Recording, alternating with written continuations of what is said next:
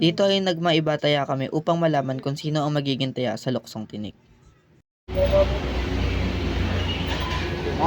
Bataya! Let's go!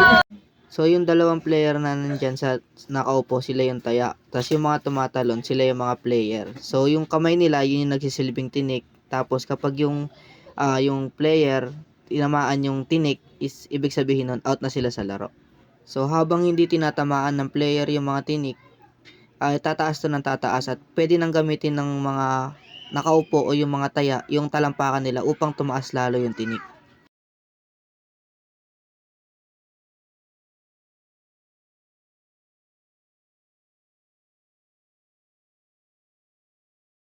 So dito, dahil nataya ako o tumama ako dun sa tinik, lulusot ako dun sa mga nakalaro ko dahil yun yung consequence ng larong ginawa namin.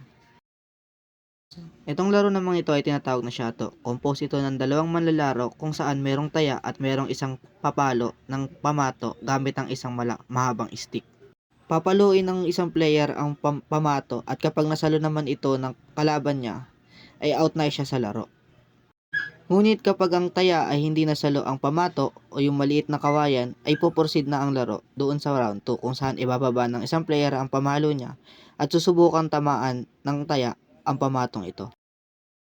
Sa round 2 ay papaluin ng player na may hawak na pamalo ang pamato at kung hindi man ito masalo ng taya, ay pupulutin niya ito kung saan ito bumagsak at susubukan niyang tatamaan ang home o yung dalawang bato para ma-out ang player. Ang player na may hawak na pamalo ay isusubukang depensahan ang base upang hindi siya ma-out. At kapag tinamaan niya ito ay susukatin niya ang layo ng pamato patungo sa base. Yun ang magiging puntos niya. Isang senaryo naman kung saan ang taya ay tinamaan ng base, out na ang may hawak na pamalo sa laro at wala siyang puntos na may tatala.